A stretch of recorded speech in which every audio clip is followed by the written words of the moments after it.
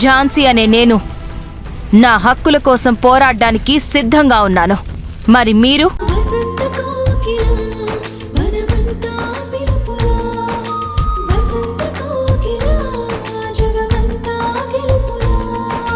కట్టేసి మరీ లాక్కెళ్తాను.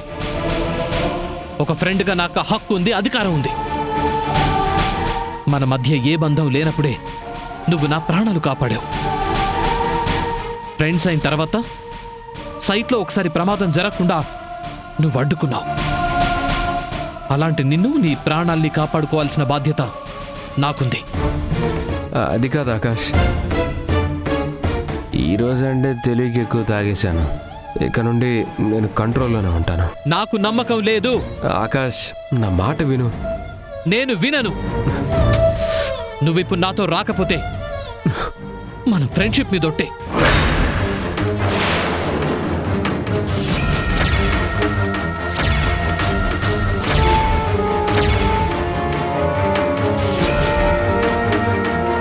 ఈ జీవితంలో నీకు ఆకాశ్ అన్నవాడు కావాలో వద్దో డిసైడ్ అవ్వు.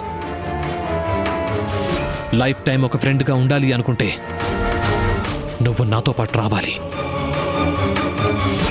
లేదంటే ఇక్కడే ఉండిపో.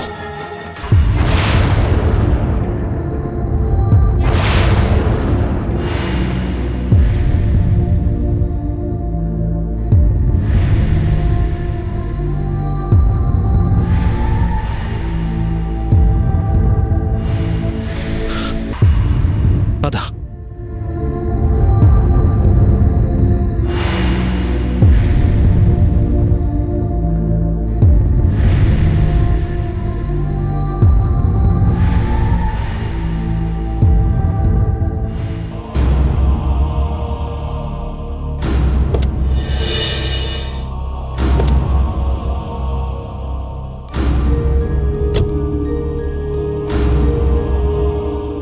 ప్లీజ్ సూర్య, స్కూల్ పిల్లాన్ని హాస్టల్కి తీసుకెళ్తున్నట్టు మొహం అలా పెట్టుకోకు.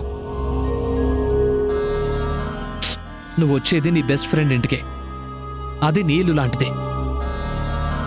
అక్కడుండేది నీకు తెలిసిన సంధ్యే. సో నువ్వు కొత్త వాడ్లా అస్సలు ఫీల్ అవ్వాల్సిన అవసరం లేదు.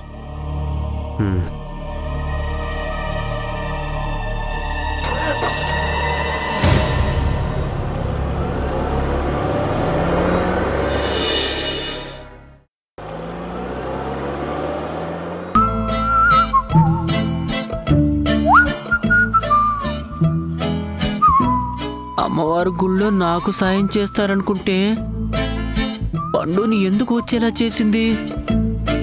అంటే ఆ దేవత నాకు సపోర్ట్ చేస్తుందా, పండుకి సపోర్ట్ చేస్తుందా? బాబ్జీ, ఇంత తొందరగా వచ్చేసావేంటి? వర్క్ తొందరగా అయిపోయిందా? ఈరోజు ఆఫీస్కి వెళ్ళలేదు. ఏంటి, ఆఫీస్కి వెళ్ళలేదా? అంటే ఉదయం నుంచి ఇంట్లోనే ఉన్నావా? అవును. ఏమైంది బాబ్జీ, ఎందుకలా డల్గా ఉన్నావు? దేవుడికి నా మీద దయ కలగలేదు దివ్య. ఏ సమస్య అయితే తీరిపోవాలని నేను గుడికి వెళ్ళానో అదే సమస్య నన్ను వెతుక్కుంటూ గుడికి కూడా వచ్చింది. ఏంటి, వచ్చిందా? ఆ? అంటే నీ సమస్య ఆఫీస్లో ఇష్యూ కదా? ఒక మనిషా, అమ్మాయా? చచ్చా, అమ్మాయి ఏంటి? ఆఫీస్లో ప్రాబ్లం గురించే మాట్లాడుతున్నాను. దేవుడికి దండం పెట్టుకుని రిటర్న్ అవుతుంటే అప్పుడే ఆఫీస్ నుంచి ఫోన్ వచ్చింది.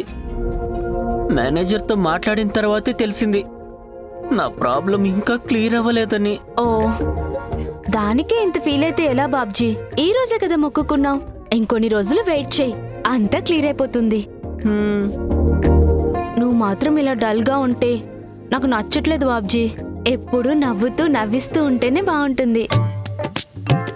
కావాలంటే ఆ జాబ్ మానేసి వేరే జాబ్ చూసుకో, అంతేకాని ఇలా మూడిగా డిప్రెషన్తో ఉండొద్దు ప్లీజ్.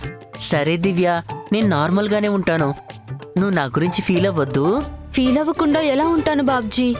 ఇంతకు ముందు వరకు అంటే నీ విలువ నాకు తెలీదు, కానీ ఇప్పుడు తెలిసి కూడా ఏం పట్టించుకున్నట్టు ఉండలేను కదా.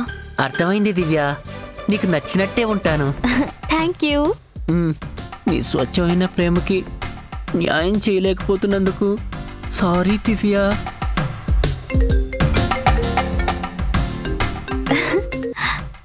హాయ్ పండు. ఈ పండుకి బొత్తిగా పని పట లేనట్టుంది. అయితే నాకు మెసేజ్ పెట్టడం, లేదంటే దివ్యకి కాల్ చేసి జరిగింది మొత్తం చెప్పడం. కర్మరా బాబు. అమ్మా అబ్బా ఆష్. అడకత్తలో పొగ చెక్క అయిపోయింది నా బతుకు. పండు, పూజ ఎలా జరిగింది? అమ్మవారు కరుణించారా? నీ స్వామివారు రెస్పాండ్ అయ్యారా? కోరిన వెంటనే నెరవేరడానికి ఇదేమైనా ఫాస్ట్ ఫుడ్ సెంటర్లా ఆర్డర్ అనుకున్నావా? అడిగిన వెంటనే తీసుకోండి మేడం అని ఇచ్చేయడానికి. డోంట్ వరీ పండు, నీది స్వచ్ఛమైన ప్రేమ కాబట్టి అమ్మవారు ఫాస్ట్ గానే రెస్పాండ్ అవుతుందిలే. ఏమో దివ్య, నా లవర్ని నేను చాలా మిస్ అవుతున్నాను. ఈ రోజు గుళ్ళో కూడా ఎవరినో చూసి అతనే అనుకున్నాను. అతని కోసం ఎంత ఎదురు చూస్తున్నా నాకు నిరాశే మిగులుతుంది. రోజు రోజుకి ప్రేమ పెళ్లి మీద నా నమ్మకం తగ్గిపోతుంది. అలా మాట్లాడకు పండు. నీలాంటి లవర్ని మిస్ చేసుకోవటం అతని దురదృష్టం. నీకు సపోర్ట్ చేయడానికి నేను, మా హస్బెండ్ ఎప్పుడూ రెడీగా ఉంటాం. నువ్వు ధైర్యంగా ఉండు. సరే దివ్య, నువ్వు ఫ్రీ అయ్యాక ఇంటికి రా. ఓకే పండు, బాయ్. బాయ్.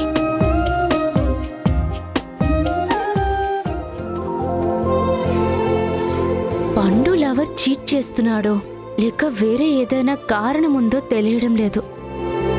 వాడు ఎలాంటి వాడైనా సరే పండు కోసమైనా తన ప్రేమను గెలిపించాలి. ఏదో ఒక ప్లాన్ చేసి ఇద్దరిని ఒకటి చేయాలి.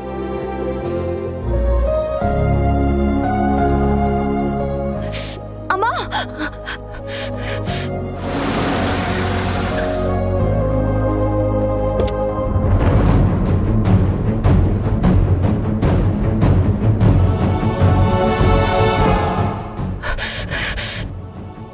ఎప్పుడూ లేనిది ఇలా చేయగలిందేంటి?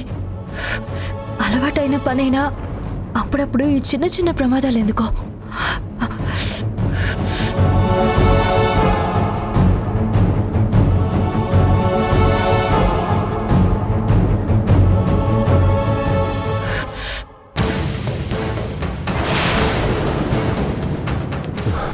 రా సూర్య.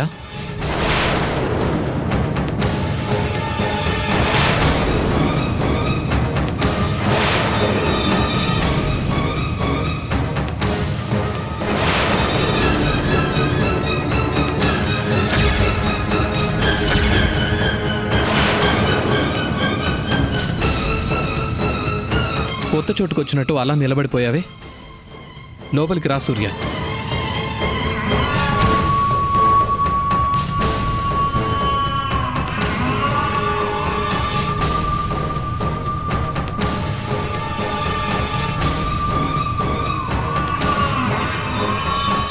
సంధ్య, సూర్య కొన్ని రోజులు మనతో పాటు ఈ ఇంట్లోనే ఉంటాడు.